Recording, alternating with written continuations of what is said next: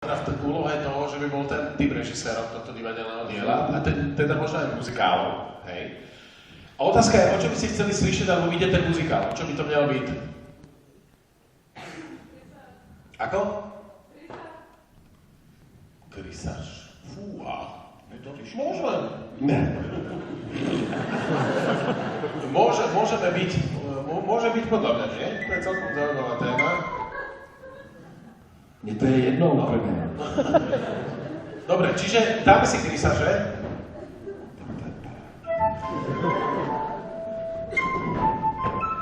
Tam je taká ináč, ja som bol na tom predstavení v Bratislavskom, som sa došťal od rehotu, lebo keď krysař prišiel, to hral taký slovenský jeden rokový spevák a keď prišiel na scénu, jeho prvá replika bola, on vôbec nevedel chodiť, čiže režisér mu povedal, že prejde rýchlo okolo a oprie sa o steň, vždy sa len oprel a prišiel na scénu a prvé, čo povedal, že sem kšicaš. To bola jeho prvá veta a potom tam bol taký balkón a tam bol otec a mala tam byť krásna princezná, ktorou mala byť Císa Sklovská, čo už je pičovina. Ale ona zabudla prísť na ten výstup. A on tam tlačal na kolenách a zpíval jej, že ty tvé krásné oči. A ten fotel tam stál. To ma potom vyhnali počas pauzy z divadla, lebo som padol zo stoličky odrazu.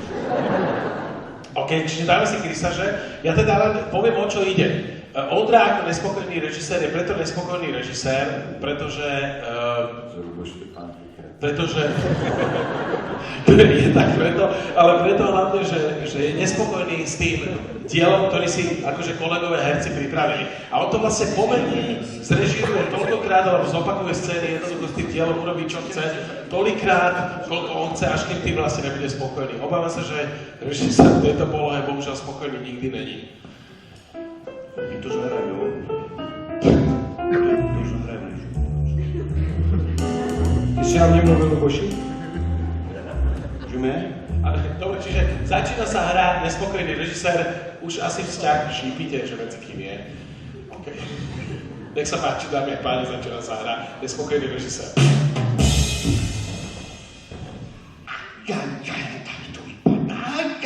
Tak to vypadá.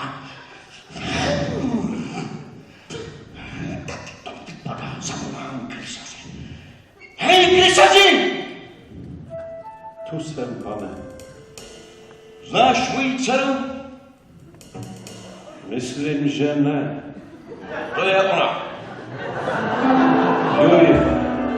Pěkná. Dobrý den, krysaři. Vidíš ten svinčík tady?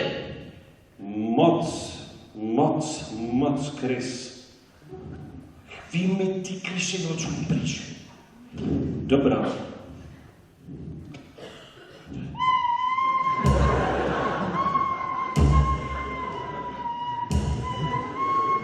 Pojďte, krysy, pojďte. Půjdu s tebou, krysaři. Pojď, miluju tě. Já tebe taky. Založíme si krysí farmu. A největší krysu pomenujeme. Já jenom, jestli byste mě mohli dát nějaký znamení, až budete hotoví s tímhletím veledílem, když už to jako bude celý. Už to bylo, Luboši, dobře, jsem rád, že už to bylo, já jsem měl ten samý dojem už několik minut. Luboši, ty jako takový přirozený mluvčí tohohle souboru. Můžeš mě popsat, co přesně jste se snažili zahrát, o čem ta situace jako měla být a co měla vyjadřovat? To nebylo poznat jako? Ne, já se ptám, jenom jak... No takhle, tak je to o tom, že ten starosta, nějaký hrál ty, Luboši? No, to jsem já. To snad mám ten kabát, jako. A on má v tom městě, právě v tom Helmenswingenu, má prostě přemnoženo jako potkaní. A tak on zavolá prostě na toho krysaře, který jako se zakouká do jeho té dcery, jo, a dá pover těm krysám prostě a ty jako vyčistí to město, ten jako i celý, jako i to Luboši, tak jsi mě zopakoval prakticky ten text, co jste říkali. Já bych chtěl vědět, ale v čem je poslání věci, co ty se snažíš zahrát tou postavou toho starosty s tím kabátem, jak jsi říkal. Můžeš mě to popsat, prosím tě, Luboši?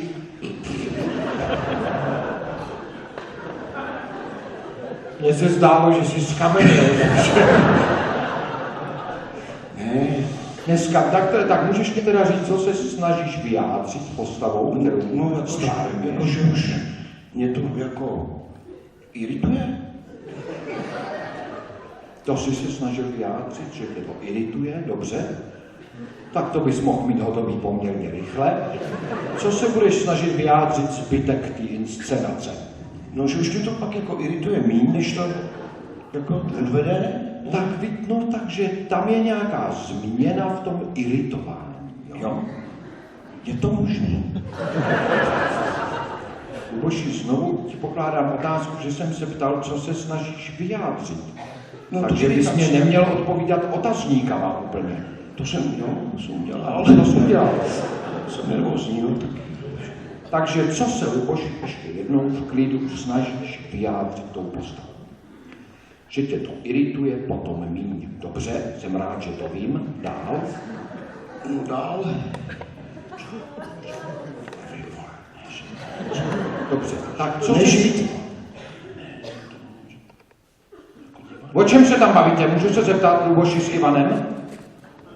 Ivane, co ty se snažíš vyjádřit svojí postavou krysaře? No, přeci divadlo. Co? Divadlo, aby diváci viděli, aby mě viděli na divadle. No, Ivane, tohle zrovna nevím, jestli se ti podaří, jo? Ale... Já můžu?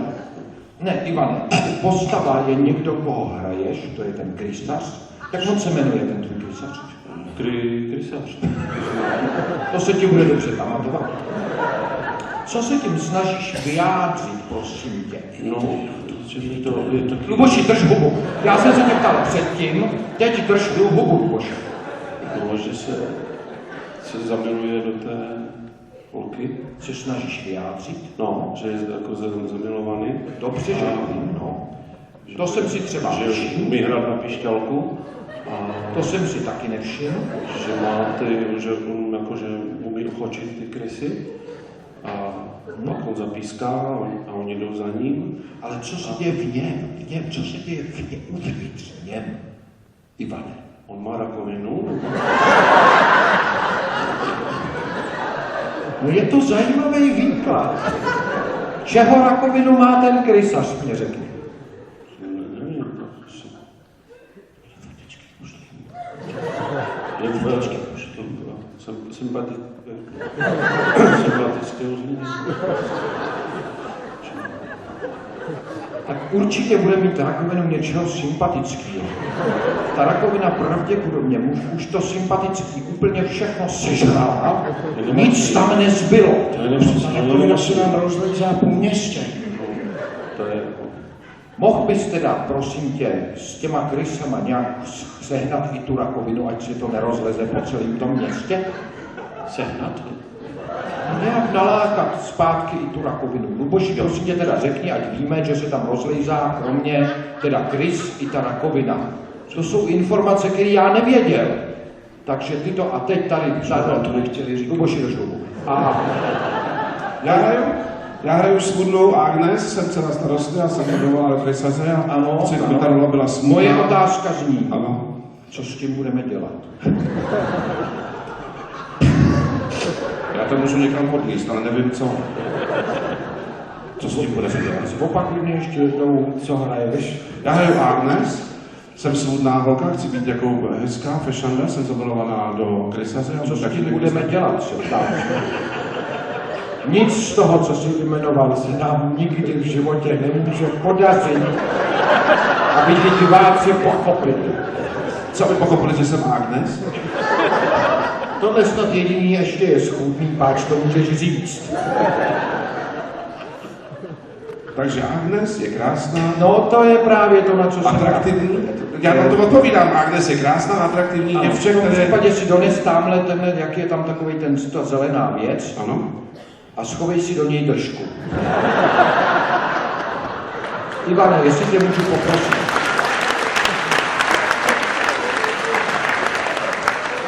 Ty nakoukneš, jakoby, když teda starosta zavolá svoji dceru Agnes, která doufám, ano, řekni to, jsem Agnes, ale neodendávej u toho tu věc před toho ksichtu.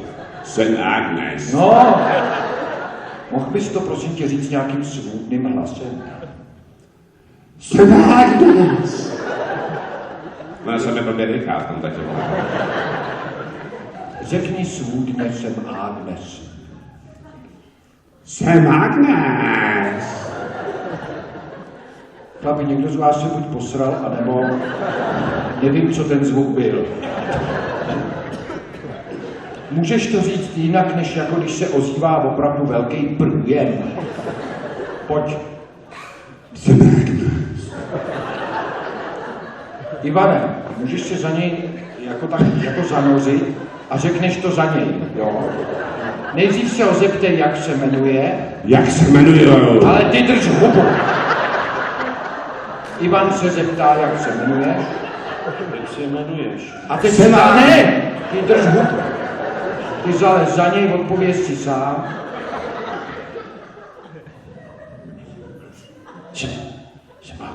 No a vrať se zpátky.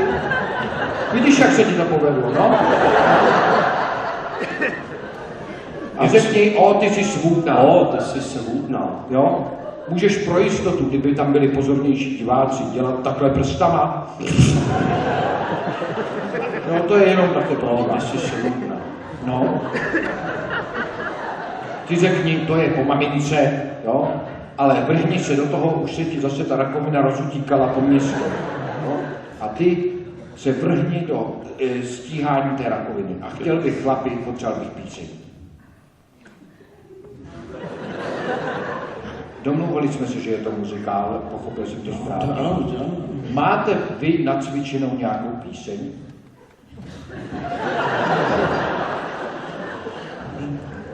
Krysy, tyčky, tyčinky, krysy.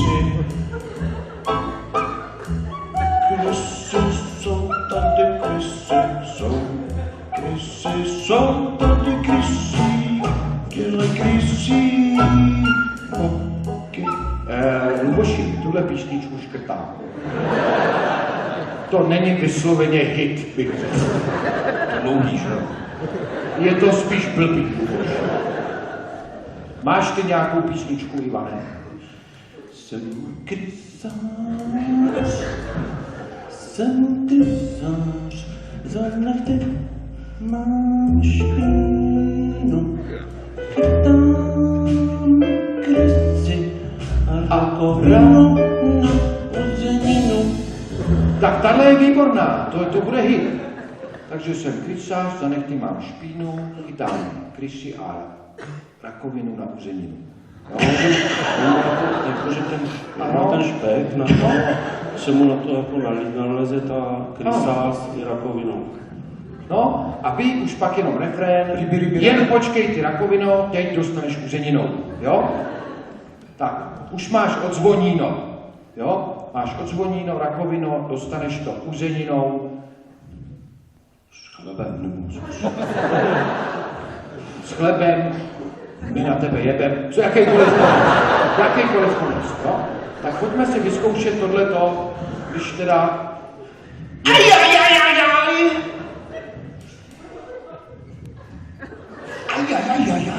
Ivane, teda promiň, Luboši, proč ho to teď chvilku iritovalo tě to dobře? Pak tě to na chvilku přestalo iritovat. Teď tě musí iritovat souvislé. Pojďme ještě jednou, no, začal si dobře. A pak tam byl výpadek, pojď. Já chci souvislý, pěkný iritování, pojď. Tady je ale čurbes. Mám tady krysy. Luboši. Já nerad rozvěřuju starý války. Ale ty už na mě zase u toho čumíš, Luboši. To jsme si domluvili snad 100krát, že nemáš dělat, protože já tam pak nebudu a těm lidem by bylo divný, kam furt čumíš. Dívej se po té rakovině, po těch krysách a dělej to svoje ajajaj, který děláš na svoje jako možnosti poměrně dobře. Pojďme. Mluvit. Nečum na mě, dělej. Ne, to zpěv. No, tak je. Ajajaj, co to tady vidím? Ajajaj. Že mám tady zase ty krysy. Ajajaj, jak tady je. Krysaři! Ivane, pokud si chtěl vyjádřit, že umí bezvadně hrát na flétnu, nedělej tohleto při tom příchodu, jo? Pak se ti to nepodaří zahrát ani omylem. Pojďme, takže ještě jednou a zkus to rychleji akorát, děláš to výborně. Ale zkus být takový ještě intenzivnější v tom, no? Ať to jde přes rampu na lidi. Nečum na mě, dělej. Luboš, přes rampu, tady to je jakoby rampa.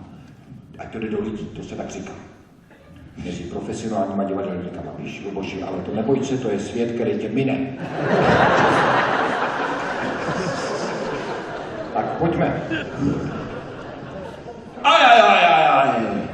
Ajajaj. Ajajaj. Tady jich je. Krysaři! Luboši,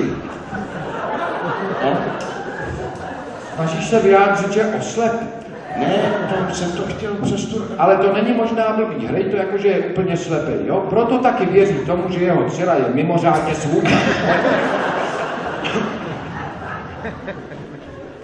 Ajajaj. Ajajaj. Tady jich ale je. Tuším. Tuším, že jich tady je. Krysaři? Tu jsem.